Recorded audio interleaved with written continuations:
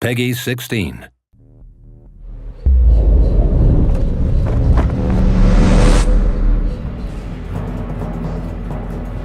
Our Dracula is very different to the Draculas that we've seen before in other forms of literature or in movies and things like that. He's not a kind of quintessential evil guy.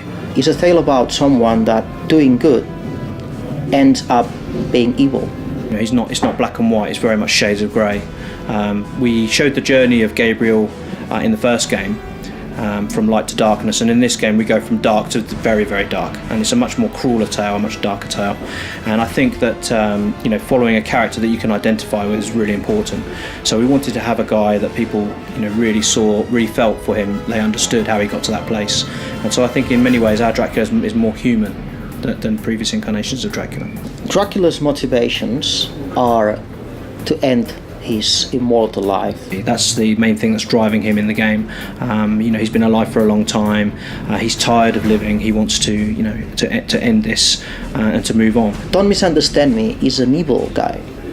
He embraced evil for real, and you're going to see that in the game. I think Dracula is quite a scheming character and a very intelligent, predatory animal, if you like, and he's looking to settle some scores. We specifically designed Dracula as a character that people could identify with. Our early designs of Dracula were much more kind of a very powerful character, but we wanted to give a top throwback to how he looked in the original game. So when making a game, you need to be careful about designing characters, especially main characters, especially Dracula.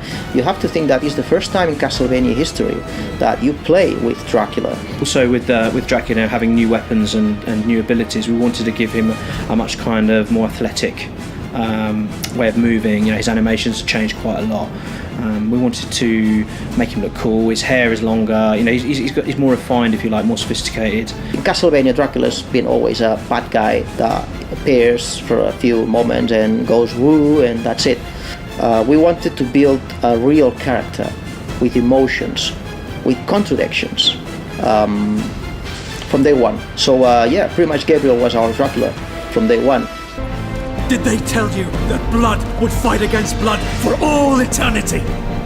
We'd already done a lot of the work already with the motion capture actor, so there was kind of like a guide, if you like, to go to. And I think what Robert's brought to the role is he's made Dracula really dangerous, and you can sense the evil, you can sense the kind of predatory nature of the character that wasn't there before, and I think it really comes across. And that's something he was very certain that he wanted to do on the voiceover section, because we kind of wanted him to imitate what the other actor had done.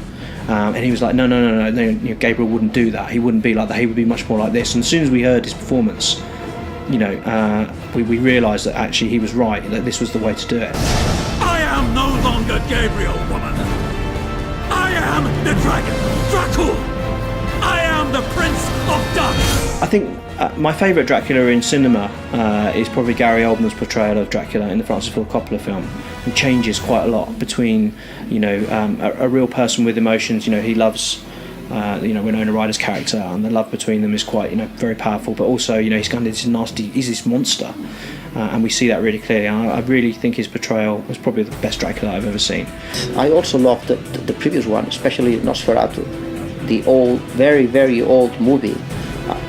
That was a bit naive for today's standards, but this is terrific, But my favourite vampire movie is Near Dark, which I think is one of the best vampire movies I've ever seen. They really show vampires in a kind of gritty, horrible, very uneasy way, which I've not seen since either. And I think there's an element of that in this as well, in Nosferatu 2. We do things with our Dracula that I don't think have been done.